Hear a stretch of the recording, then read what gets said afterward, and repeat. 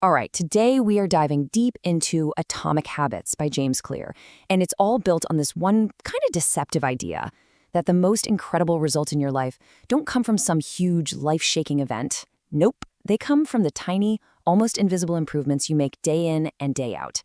So how on earth do these little changes lead to such big outcomes? Well, let's get into it. Right off the bat, we start with a quote that just flips everything we think we know on its head. I mean, think about it. We are all taught to be obsessed with goals, right? Win the championship, get the promotion, write the book. But here's Clear's big point. Winners and losers, they often have the exact same goals. So if the goal isn't what separates them, what does? It's the system. It's always the system. And this isn't just some abstract theory he came up with. For James Clear, this entire philosophy, this whole book, was born from a single moment of brutal, life-changing trauma.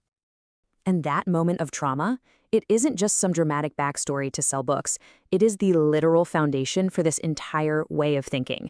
To really get the power of Atomic Habits, you first have to understand his story. So in high school, a stray baseball bat hit him square in the face. It nearly killed him. We're talking multiple skull fractures, a medically induced coma, just awful. His recovery was agonizingly slow. And a year later, the ultimate blow. He gets cut from the varsity team. But in college, something started to shift, and it wasn't some big, flashy breakthrough. Instead, he started ridiculously small. Things like just keeping his room tidy, building good sleep habits, never ever missing a workout, no matter how small. And then, 6 years after that injury almost took his life, those tiny, seemingly meaningless habits had compounded into something truly remarkable. He became a top athlete and an academic All-American. And it was this experience that uncovered the book's absolute central idea, a concept so powerful it can transform not just a person, but an entire organization or even a country. This idea of small gains leading to huge results, it's not just personal. It can lead to total world domination. Just look at British cycling. In 2003, they were basically a joke. 1 gold medal in 100 years. Then, this new performance director comes in with a strategy called the aggregation of marginal gains. The idea was so simple. Improve everything by just 1%. And they looked everywhere. I'm talking more comfortable bike seats, rubbing alcohol on tires for better grip, even hiring a surgeon to teach the riders how to wash their hands properly to avoid getting sick. And the result? Absolute dominance. 178 world championships and 66 Olympic golds in just 10 years, all from 1% improvements. So, what does getting 1% better every day actually look like over a year? Well, it doesn't just add up, it compounds. If you improve by 1% each day, you don't end the year 365% better. No, you end up nearly 38 times better. The math is just mind-blowing. But this compounding effect is a double-edged sword. That upward curve of positive habits is incredible, for sure, but look at the other side. Those tiny, harmless-seeming bad habits, they compound too, but downwards, dragging you all the way down to nearly zero. Time is going to be your best friend or your worst enemy. It just depends on your habits. Okay, this all sounds fantastic in theory, right? But it brings up a feeling we've all had. You've been hitting the gym for a month, you've been learning that new language for a few weeks, so why on earth can't you see a real difference right now? Clear has a name for this. He calls it the plateau of latent potential. See, we expect our progress to be a straight line, but it's not. Our efforts are often storing up energy just below the surface. He compares it to an ice cube. You can heat it from 25 to 31 degrees, and it looks like nothing is happening. It's still a block of ice. The breakthrough, the melting, only happens when you push through that period he calls the valley of disappointment. But here's the most important part. Your work is not being wasted down there. It's all being stored. You just have to stick with it long enough to finally see the incredible results that we're building up all along. Okay, so we get it, the power of 1%. But how do we actually get these habits to stick? This is where the book takes a really fascinating turn. Clear says the secret isn't to focus on what you want to achieve, but on who you want to become. So think of changing your behavior like peeling an onion. There are 3 layers.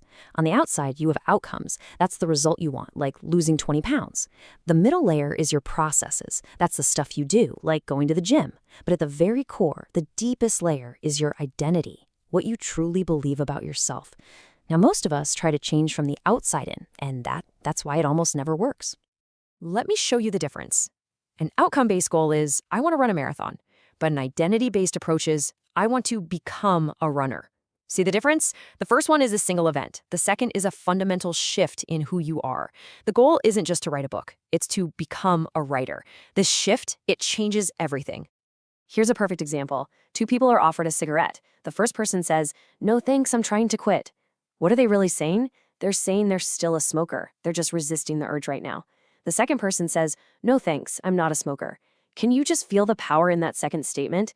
It comes from a place where that old behavior is just not a part of their identity anymore. It's not who they are. So, how do you build a new identity? You don't just wake up one day and decide, hey, I'm a healthy person now. You have to prove it to yourself with small wins.